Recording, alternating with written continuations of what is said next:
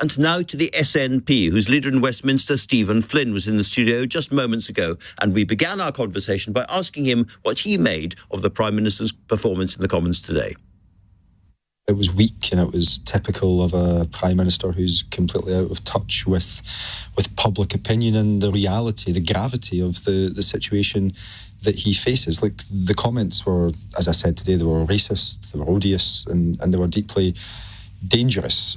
A Prime Minister for all peoples should have came out and said immediately that this is wrong. And maybe not that money should go back to the guy, actually, but why don't send it to an anti-racism charity? And of course, it wasn't just the racist aspect of this, it's the very threatening aspect of this. To say that a member of Parliament should be shot is extremely severe. And the Prime Minister seems to think it's okay for Mr Hester to say, I'm sorry, that was rude, I shouldn't have said that. That's not good enough, it doesn't cut it. It's a bit more than rude. It was a lot more than rude. Absolutely. It was really interesting, looking at the overall reaction, that the Conservatives spent an entire day unable to use the word racist. Finally, after Kemi Badenoch had said it, the Prime Minister said it. Yeah, indeed. And, even when the Prime Minister stood up today, he caveated his response by saying, his first response to Keir Starmer by saying alleged. There's nothing alleged here. And this, as I understand it, happened. It needs to be called out. It needs to be condemned. But it's not just for me to do that or for Keir Starmer to do that and many others across the Parliament who've done that today. It should have been for Diane Abbott to be able to stand up and use her voice. And I was really interested you raised that, because I was watching from the gallery today, and she was bobbing up, standing up again and again and again, looking at the Speaker, expecting to be called, hoping to be called, and she wasn't called. Why do you think he didn't call her? I cannot fathom why the Speaker of the House of Commons did not allow Diane Abbott to use her own voice on a matter which is intrinsically linked to her as a person.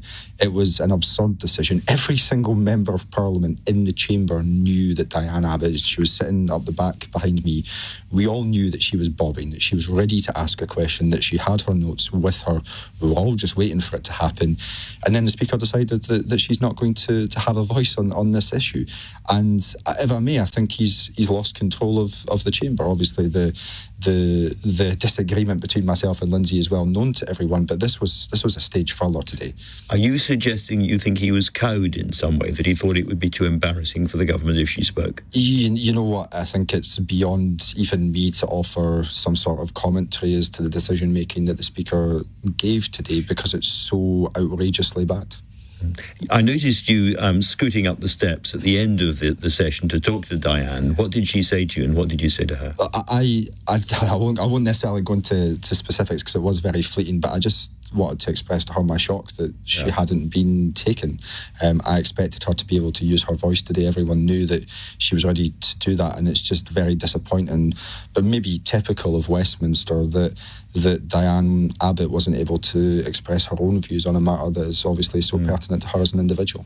As you perfectly fairly raised yourself, you've had quite a feud with the Speaker over the way he treated a particular vote. Do you now think he has to go? Yeah, I mean, of course he does. He broke precedent when it was to do with us. He changed the rules on following a private discussion he'd had with Keir Starmer. I've got very strong views as to what that discussion would have been about, but we'll never obviously know. He cowed down to the Labour leader, but today was just a step too far. You've got myself and others talking about Diane Abbott using the time that we have to raise our concerns about the language that's been used, the threatening language towards one of our parliamentary colleagues, whether they're in our own political parties or not. She should have been afforded that right as well. It's unforgivable that didn't happen. You're not, I think it's safe to say, a natural ally of the Scottish Conservatives. But they said today they would not have taken money from Mr Hester and urged the UK Conservatives to think harder of what they've done. So presumably you would applaud that. I mean, even, yeah, absolutely. I wasn't aware of that, but I guess even a broken clock is right every now and then. That's maybe reflective of the fact that sometimes the Conservative Party in Scotland are quite different to the Conservative Party in London, but of course it's London and their views that matter. It's Rishi Sunak's views that matter. He's shown himself to be completely out of touch, to be very, very weak. Again, and this entire situation is just appalling. It shouldn't be happening in this day and age. Everybody behind the scenes is talking about when the election's going to be. What's your own view? Do you think we are hurtling towards an earlier one than we thought?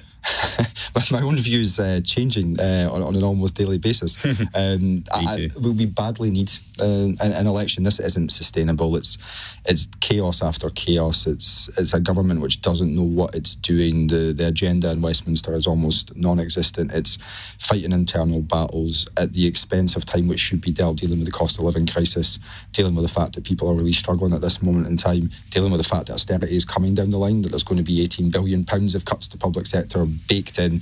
We're not discussing these things because this government is on its knees. It's finished. We need to have a general election. The public need to have their say. And of course, to viewers in Scotland, they should vote SNP. Thanks to the party political broadcast. Inevitable from the leader of the SNP at Westminster, Stephen Flynn. Thanks very much indeed for coming in.